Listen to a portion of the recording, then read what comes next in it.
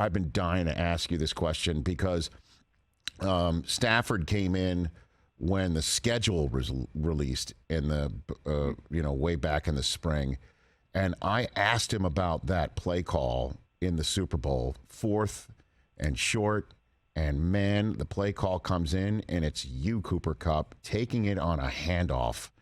And what was that like in the huddle? And he told me a story about how that play was born and installed, and I would love to hear that from you, if you don't mind, Cooper Kupp, please. Yeah, so I guess going back through that, you get 2 weeks to prepare for that thing. It's something like went in early that week about just kind of a short yardage, being able to get a little jet sweep around the edge.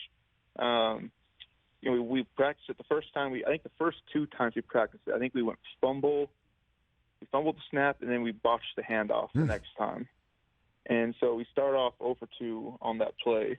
And it was actually about to get pulled. The play was about to get pulled, and Matthew and I were kind of discussing how we wanted to do that, the timing of how we wanted to time out the snap point and all this stuff, and how we were going to indicate to each other, communicate to each other, pre-snap on how we were going to time it up. And we felt like we had a good plan for it. And, we went and talked to Sean and just said, hey, we want to keep this play. And I know we haven't run it full speed.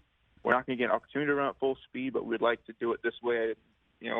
Sean trusted us to be able to, that we were going to have communicated this thing, come up with a plan that we'd be able to go out there and execute it. So then the first time we actually ran that thing full speed and executed it the right way was right there in the Super Bowl on 4th and 1.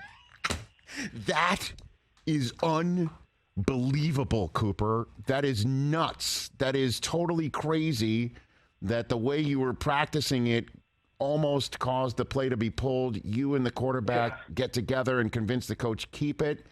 And what in the world were you thinking when you heard that play call in that instance, Cooper Kupp? As we break the huddle, we had like one key, key word, key thing that we wanted to do that was going to be our, big communication to each other on how that was going to time up. And so, both of us just looked at each other and just said it, this is the, remember this, boom. Like we know what our key is.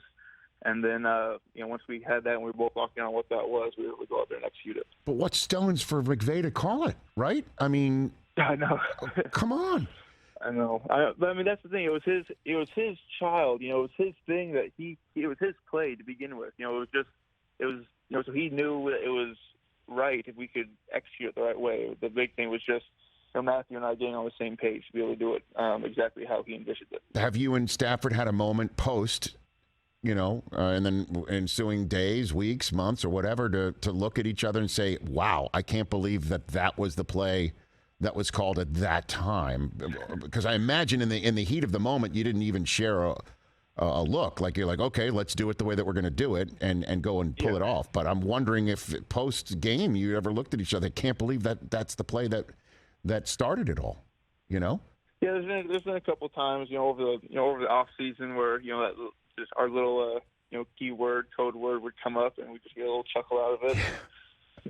It's good. A little inside joke for us. Unbelievable.